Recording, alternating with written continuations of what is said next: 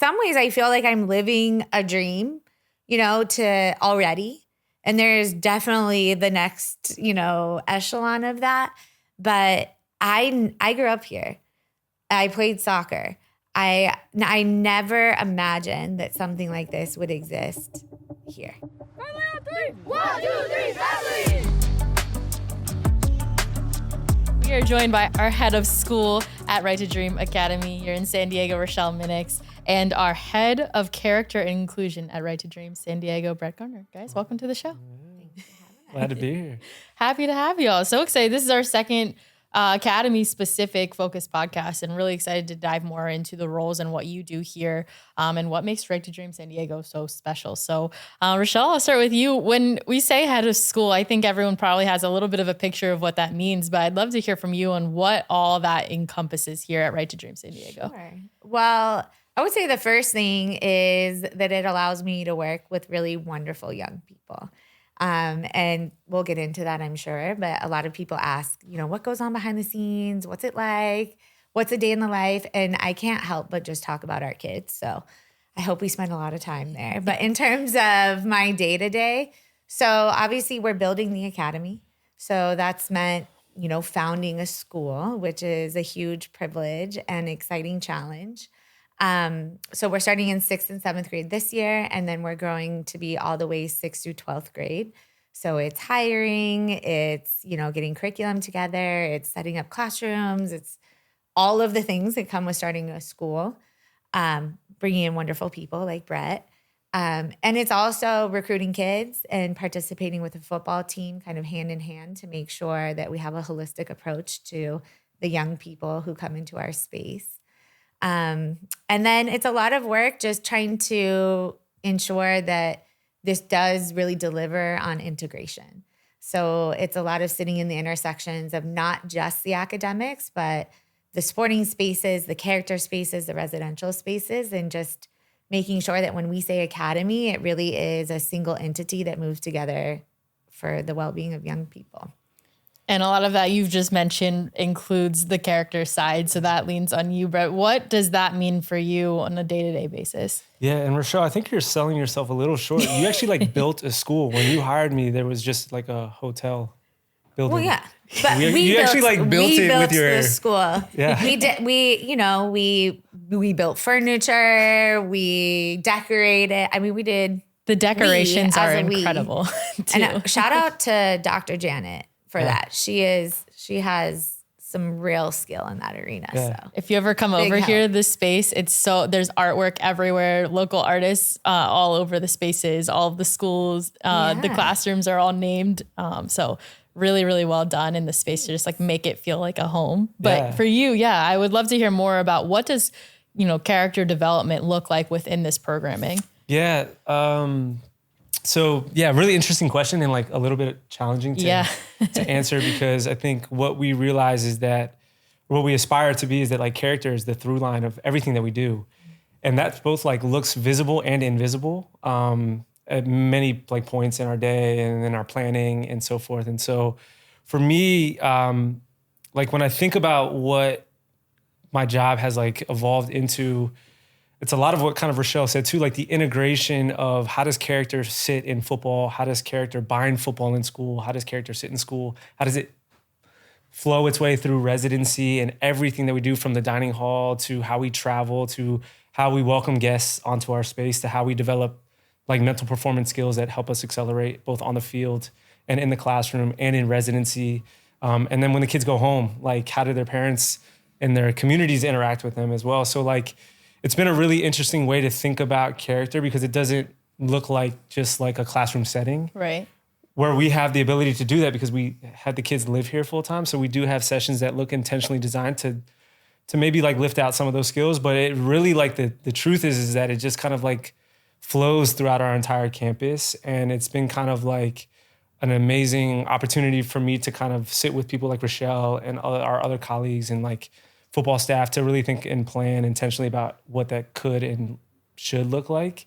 And so that's been so fun. So it's both been what does our culture look like? Because character starts with the people that work with the young people first and foremost. And so it's been both a blend of like, I think when people think about it, it's like, yeah, it's not so much, I mean, it is a lot about teaching the kids, but it's also like developing the staff both as like a cohesive unit and a collective like group that is on the same page and aligned in the ways that we like teach and respond and interact with our young people. And then like that will eventually bleed down to our young people and their character will grow out of that. So yeah, it's like a very complicated thing to explain, but I think what I'm most proud of, and I'm sure we'll expand on more, is I think there's like some really intentional practice that we've done to build that both as like a staff and with kids. Yeah, we'll definitely deep dive into that. Yeah. I can't wait to hear about that. But I think we're talking about Right to Dream San Diego and building that and everything that goes into that. But it helps to have the global framework, already so well documented in existence. How much, can you tell us about what you were able to take from, this entity, Right to Dream, and help you build out a new franchise here in San Diego?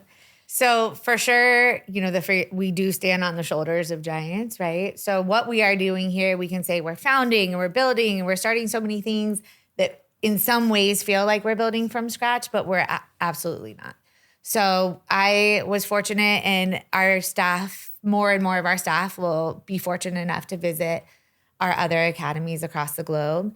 And I always think whenever you enter a space where there are young people, but the same is true for adult cultures as well. Before anyone can tell you what they're about, you feel it. And so when you walk into a space, when you walk into Right to Dream Egypt, and when you walk into Right to Dream in Ghana, you feel something different. And we can unpack what are all the practices that get you there. But, the big takeaway that I felt from those experiences is I want people to walk on our campus, and when they meet our kids and our staff, I want them to feel this feeling of feeling purpose, of feeling like everyone there belongs, that it's a community, and that we welcome others into our community, and that we're, excited to grow, and we're curious. And yes, we have really aspirational things that we're going after, but we're humble in the seeking of those things, and that we're learners. And so that, in addition to some really hard practices in terms of like, here's how we built this. Here are the questions we asked. Here's how we staffed it. Here's the budget. Like those things that we were able to get. It was also those kind of bigger picture pieces that we wanted to emulate here. And of course, we could lean on 2 years ago when we were going, and I was sitting in the homes of aspiring student athletes, and we were talking about what we were going to build. It was absolutely of benefit to also be able to say, here's 25 years of results. Here are the players who have gone to play at the highest levels professionally. Here are the players who went to attend some of the best universities across the globe. Here's what they're doing now. And so we weren't just selling a dream without results. It was both. How does it make you feel now? I feel like every time I speak to anybody who has the opportunity or the chance to interact with the students here in such a short period of time, that they feel that. Like they feel just how different, being around this group of kids are, and young people, as you always say, just like feeling that sense of like you're really developing so much more than just the soccer side. You're really developing like good humans. Yeah. I mean, Brett could talk so much about, he's being humble because there are so many initiatives that he's put in place with great intention to build a foundation. But if you unpack Right to Dream's approach to development, it anchors in what they would call psychological safety. It anchors in creating an environment where the relationships are deep enough, where the trust is deep enough, where everybody in the space has the safety to try things that are actually quite hard, perhaps fail, but learn quickly and iterate and succeed. And so when you have that as kind of foundational mindset, and then you build practice around that to ensure it, it creates a space where you have young people who show up like they do quickly. And I think Brett and I have worked in schools for, decades. All of our staff actually who works in the school has worked with young people for decades. Our coaches have worked with young people. So these are not people new to this age and stage, but it takes everybody believing and committing to that. And kids will meet the bar. wherever you set it. So when you see environments where maybe kids are not meeting what you would hope, it's actually because of the adults. So I'm so proud that, very quickly to align a bunch of people and to put a high bar, and kids will chase a high bar, and that's what they're doing. Yeah. And I would just add, I think like one way that I think about it, and I think we've kind of like built it with the kids, is like, this is their home.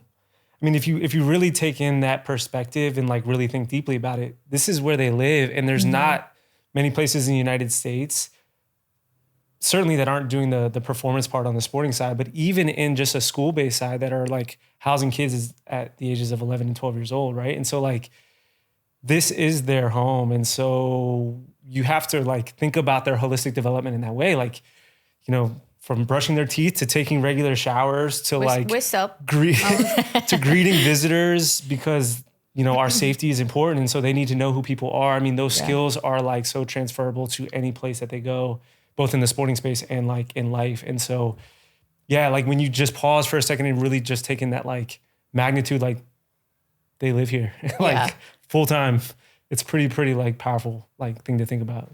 What kind of challenges, come with that too? We talk like, offline a little bit about like laundry and just things that people don't think about that are big parts of developing young people in your specific roles. Like what are kind of some of the challenges of having, basically a 24-hour running facility here? Yeah, there's a lot, actually, and a lot more that I've learned through the time here that I really didn't think about, because I've never worked in a kind of a residency setting. I think some of the ones that come to mind that I share often with people are, one of the challenges is actually nutrition for me. When you think about at your house, like you have like immediate access to food generally from your parents at all times of the day whenever you're hungry, where our kids, while we have like an amazing performance kitchen, they're eating kind of more on a schedule than they've ever been. And two, they're eating high performance food that, first team players are eating regularly, and they don't necessarily come from houses, nor did I, where you're eating swordfish. and so they're looking at like the dining hall being like, this doesn't really like fit my appetite. Right. Yeah. And so I think that has been something that has been like a work in progress, and something that we're still exploring, like effective ways to have high performance nutrition, but also recognize that like kids come from different cultures, and have different eating habits and different needs, and certainly at different times. Right. And the amount of calories they burn on a day is like insane. So that's one that I love to share with people that I just didn't really think about. The other one that I think is like really fascinating to unpack is our boys' competitive level. You can imagine the type of kid that wants to be in a space like this is they're highly competitive. And then traditionally in schools that I've worked in, you want to remove competition in a lot of different ways because of kind of like the nature of your schools or the missions and visions of your schools, where we really want to embrace competition. Yeah. But with that, embracing competition, we have many places that we compete, not just on the pitch. And so like, how do you teach young people to like go really hard, but still love each other at the end of the day, and get up every day and train super hard, make yourself better, but also not take things offensively or not take it over the edge. And that can look like a training to like a simple kickball game to like, I've run like some activities that have just gone like overboard, but it's great learning moments to like kind of untangle what it's like to compete with brotherhood is the word that we use. And so that's been like, that's been a work in progress and something we've leaned into heavily. And we just want to embrace that, because we know for them to chase their dreams, they need to have that kind of level of intensity and competition. But that also shows up in different ways in different spaces, and kind of teaching them how to kind of adapt to that has been something that I don't think a lot of people think about, but has been an awesome journey. Yeah. And we talk about that with the first team all the time. Is like they embrace competition every single day. And you've got, 19-year-olds competing with 35-year-olds and dealing with that. But they've been in this space for a long time, and you're training, 11-year-olds and, on up, and to be in this space in a 24 hours a day is really interesting. Yeah, like I took really bowling one time, and, I had this genius idea that I was going to create this like competition in bowling, and it just like one thing went south and the whole thing went south. And I was like, all right, we're done bowling. We got to go. Like, we need to think about how we like, show our like competitiveness in public spaces, you know what I mean? And especially spaces that aren't like the pitch. And so like, it's that, and it's really beautiful to see, because I love the competitive kid, but you can imagine a space where, maybe it goes a little over the edge when they're like competing. One thing that I think has been a beautiful way to learn from those moments is circle. So what we have many practices in place, but one signature practice is that we have circle at least twice a week. And that's with our whole community. So every day we have a moment where we are all together. And it takes different forms, but an opening circle on Monday and always a closing circle on Friday. And then there are moments in between where we also have check-ins. And a lot of that is done proactively just to build community, right? Everyone has a voice. Everyone shares. The topics range.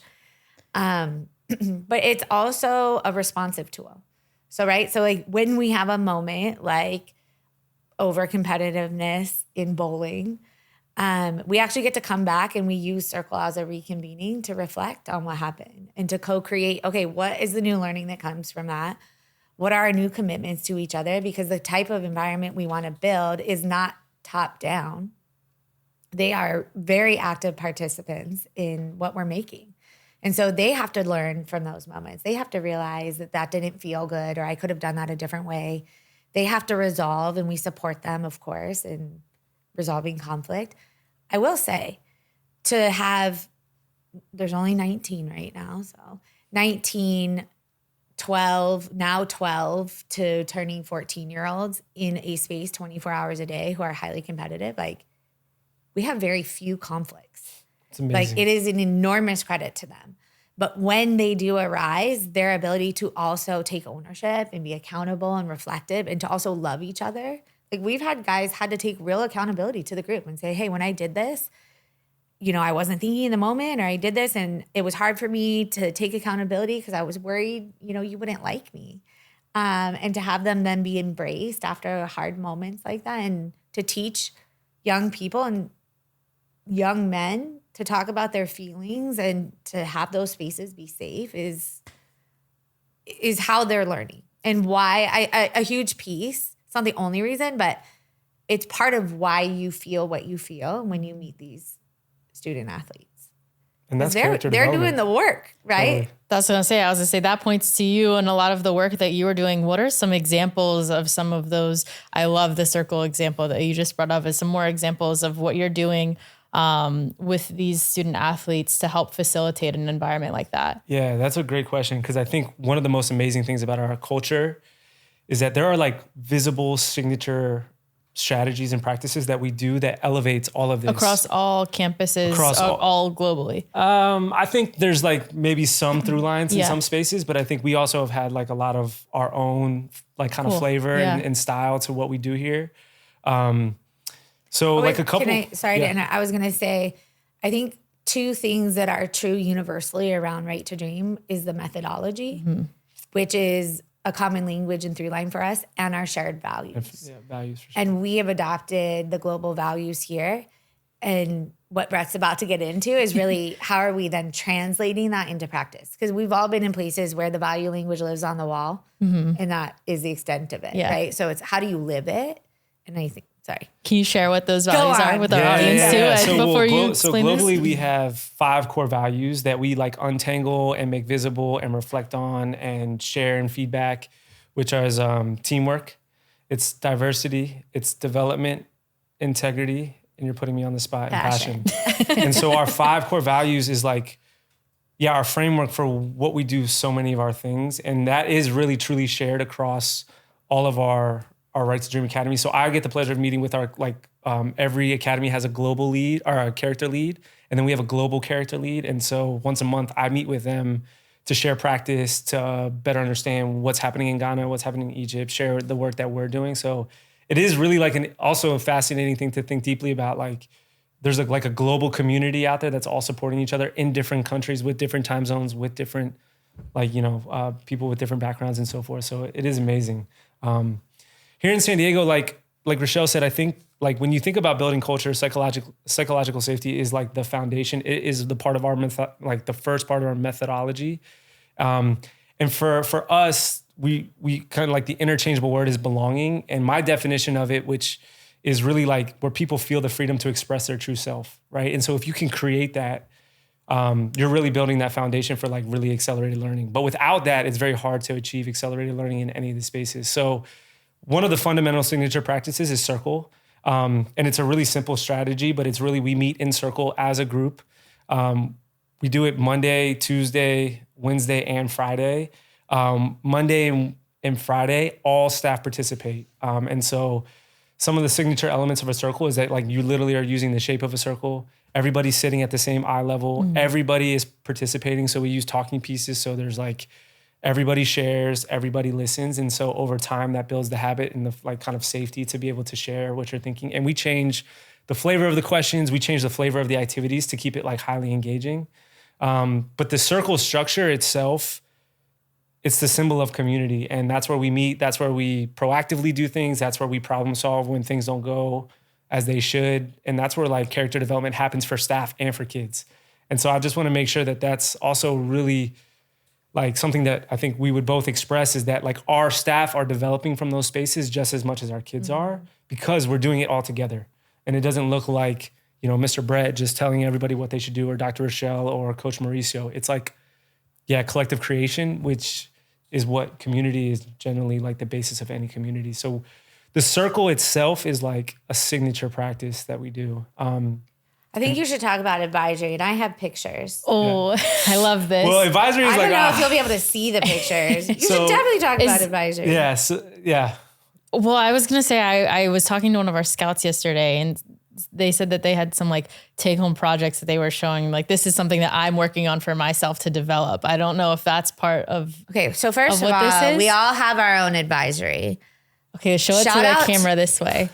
Shout out to the Hive Hunters. The Hive Hunters. Where's the camera? Oh, okay. Over wherever the camera is. I'll send you these pictures. You can. So we all have names. We have colors. Oh wow! This is Don Leon Crab. They're wearing crab suits.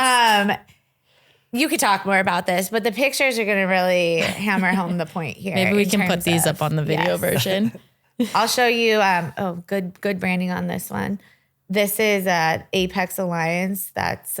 That's my advisory, baby. That's his advisory. All right, so tell us about what the advisory is. So like kind of like our signature strategies of character development, it weaves through the week. So like Monday is a circle and we kind of all get on the same page. We do some community building. Tuesday we do mental performance. So our circle always has kind of a mental performance, both connected to football and to school and residency.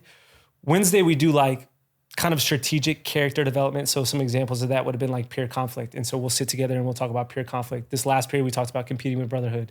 So we'll do, it's like active, more topical based things. So then Thursday is advisory, which has become like probably like our favorite thing on campus. And so advisory is like, it's a strategy that's used by most schools where basically you're shrinking your school and student staff into little cohorts and pods where you're developing deeper relationships with a smaller group of people. So you take the team concept that exists in, let's say, a circle or like out on the pitch, and then we have these little like teams inside of our community, and we do many things in those spaces. But advisory is like has a lot of like kind of tentacles to it. So like one of the signature pieces is we have this competition every period, and we have 5 periods in our school year where it's called the Dreams League, and so we compete for our advisories to win the Dreams Cup. But what's really cool is that kids and staff, their advisories can earn points in residency. They can earn points in school. They can earn points on the football field. So like, for instance, we do dorm checks every Wednesday. So based on how your advisory performs in dorm checks, you get points towards your advisory. In Circle, we do competition. So we just did like this epic one where we're learning how to introduce ourselves to like guests. So we call it Steal a Dreams League Thought, which is like after Steal a Brain Rot or the game Roblox, like they all play.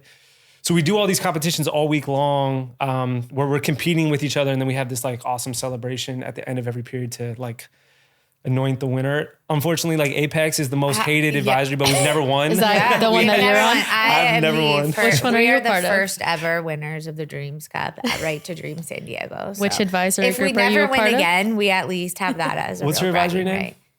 Well, it's a secret now, but we've rebranded. Secret advisory. We do have a little secret hand signal. But every advisory has a name. It's like a combination of 3 animals. So like we're the Apex Alliance, and we were like we were the lions, gorillas, and falcons all into one. So we thought we were like the apex of all the little like animal kingdoms. But it's so fun. We meet every Thursday morning from 10 to 10:40 as an advisory, and I'll sometimes have design tasks. We might do a trivia that we compete against each other, so we're all in different spaces, and then we also do like a lot of like kind of social emotional support. So like I'm there to kind of connect with my kids. I'm really connected to their families. So it's a way we break down the infrastructure of like parent communication. So I'm really connected. I'm connected to all of our families, but I'm really connected to my advisory. So if they ever have needs about their kids, they can hit me up. Like if they haven't called home in a while or whatever. So I'm very, very like in frequent communication with them. And so are all the advisors as well. So it's another way we tackle kind of parent relationship development and how we can kind of, overcome the challenge and making sure that parents have a really visible kind of like understanding and like someone to communicate with in our space. It's just like amazing. It's so fun. And like our staff loves it. Like I think it's one of the like signature things we do. We talked last summer before everything launched and we were like, should we have our football staff be a part of this? Because it's so normal in schools. And it could get tricky, right? Because there becomes a point where there's evaluations on the field or there's evaluations in the classroom and people might have feelings about it. But if you do it right, and this was part of our discussion, those will still be safe conversations to have. Mm-hmm. And so we've paired somebody from school with somebody from the coaching staff for all of these advisories. And these advisories will grow. So next year when we add another generation of student athletes, we'll just add a few more kids to each of the existing advisories, and we'll continue to just kind of grow out not only our relationship as staff with the kids, but the kids across generations with each other. So our older kids can become mentors to new kids who are coming in, whether they're older or younger. And just, again, just create community in so many ways. So that's really cool because I think that shows how interwoven athletics are within also academics, especially within the Right to Dream ecosystem. Mm-hmm. And one of the things that when we talked to Jeff about on the last episode for the Academy podcast was pathways. And I think when people think of pathways, generally they think of like the pathways to the pros, but I think what he was expressing was, pathways are all different, types. They're not linear. And we look at what our first team looks like right now. And we've got, kids that have come through and graduated from college and gone the college route to the pros. And you're basically like kind of looking with these athletes and building what their pathways are going to look like to the future, in whatever that may be, in what other capacity, where success leads them to be. Yeah. What does, that look like to you as you're building out this curriculum and working with these young people? Totally. So there will be nothing more exciting than seeing these young people achieve the dream they have for their unique pathways.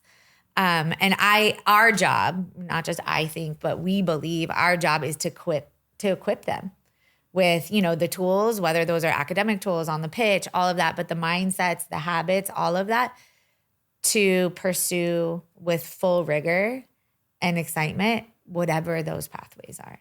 And we're very, very fortunate to be in a situation where we have an ownership that believes in those pathways with equal vigor too, right? So if a child who's excelling on the pitch chooses college as their pathway, that will not be seen as anything but a win. And that is just a really special place to be. And so I think just starting with really strong foundations in middle school, in all senses, but in the classroom is very important. So there's, when you think about soccer uniquely as a game, it's one of the most fluid games. It's one of the longest games you can play in terms of minutes without breaks. No one's calling plays for you. You have to be in the moment. You have to be creative. You have to think critically. You have to collaborate with all these people. You have to adjust when conditions change. It's all of the things that you want young people doing in the classroom. You want them communicating. You want them thinking critically. You want taking different perspectives. So those are the same habits that we're also looking to build in our classrooms that are enforced or reinforced on the field. And so starting with live instruction where it's super engaging, everyone's activated, you have to work together, you're getting a ton of feedback in the moment, that's really important to us. So our middle school model is very hands-on. That in-person instruction and the relationships it builds, the feedback you get from peers as well as teachers is, I think, a critical part of building the foundation. As we grow into the high school model, which is exciting because we're actually going to be doing that starting next year, one of the things I got to figure out our tagline. So I need some branding help on this. We got you. Because I think I'm about to make an NCAA infringement. So, but this idea, like all of our kids are going pro, 100%. Some of them will become pro on the pitch, but all of them will become professionals. And many of them want to become professionals in the sporting arena. And I think about your job. I think about all of these jobs that we have in the ecosystem of professional sports that frankly, even before entering the space, I wasn't even aware of some of them. And so our young people, putting them in positions where they're not just academically prepared, but they're also exposed to and supported in these professional pathways is going to be part of our high school design. So yes, it's an accredited school. Yes, they're going to take all of their required coursework to graduate high school, college eligible, but they're also going to pursue what we're calling pro pathways. So maybe you're interested in, being a sporting director, being the CEO of a club one day. Well, you might go into the business and law professional pathway, and you're going to take different electives. You're going to have a different internship. You're going to do different types of community service than somebody who wants to go into media and entertainment. And they are going to have equal exposure to the professional pathway, but in a different form. So we think about using this really unique environment to just be an asset and give opportunity and exposure really on and off the pitch. Sounds like we're going to have some shadows in our future. Oh, so yeah. I'm very excited about that. FYI. You're like, warning in advance. Upper management has committed everyone in the club to accepting an intern at some point. We love that. Absolutely. So there'll be an application process. You'll get to pick all of that. That won't start next year. It'll be it'll happen in 11th grade for them, but it'll be exciting. Yeah, it's awesome. For both of you, I want to hear, kind of what is your dream within this program? Like what do you hope either for yourself or to witness as a part of being a part of this organization? Like kind of what is your dream that you've realized through being a part of this? That's a really great question. I think like when I look back like 10 years from now, 15 years from now, I think it's really what Dr. Rachelle just said. It's like, did we create the opportunities for kids to realize their dreams and their best self? Like when you think about character, like that's our local brand definition of what character means is for you to be your true self. And in order to do that, we have to provide them multiple opportunities for them to discover themselves. And that's just beyond the pitch. That's just beyond math class. Like that's really thinking holistically about a kid. And so my dream is always like when a kid is 25, they're being successful, they're doing something that they love and they're doing something that they're passionate about. Whatever that might be, like that my whole career has always felt like success. And so I think, if we look back and like Kylan Lewis or like Chino, like they're doing things that I see the same joy as a 12-year-old coming into the circle room in a crab outfit that they're doing 25 years later. Like I'll be like, damn, we did some good work. You know what I mean? And I think that's every educator's or like anybody that works with young people, like that's what you want for them is for them to like feel like they're themselves, but doing something that they're passionate about. Yeah. All that. Plus one. Yeah. I mean, in some ways, I hope this doesn't come off as selfish. Some ways I feel like I'm living a dream, to already. And there's definitely the next, echelon of that. But I grew up here. I played soccer. I never imagined that something like this would exist here. And so it almost makes me want to be emotional, but I won't. I'll save you. I'm getting old. But to think about being able to create opportunities for young people here in this community that I think can really generationally impact their futures and the futures of people who come after them is significant. And to play a small piece in that and to have our team be able to possibly play a small piece in that feels like a dream. I think working in traditional and public charter schools for 20 years, I've always wished that all kids had opportunity to realize the things that they were capable of and wanted. I wish that they had good nutrition and a safe place to sleep and great exercise and good teachers and good coaches. And unfortunately, that's not true universally for everybody. So I think to create a space where we've taken cost out of the equation and opened up the playing field for all kids is so important. And I think bigger than what we immediately do is if we can show that creating an environment like this and investing in young people in this way also yields the results that a lot of people look for in terms of, you know, university matriculation, player contracts, health and happiness, then I hope it also calls us to systemically question our current approach to not just sports, but like youth development in schools and sporting systems. And so I think large scale, I would hope that we could be part of a catalytic movement in that way. That's amazing.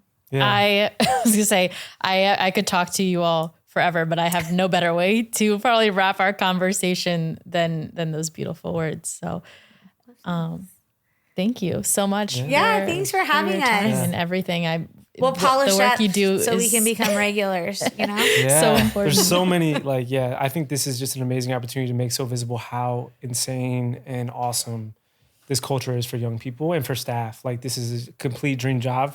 I think for me, I only speak for myself. And so, like, the stories that come out of this place, the activities we do are just like epic, the way people participate. So hopefully we can join the show again and share some more stories about this spot. And pictures. Much more to come. So many. We have lots of pictures.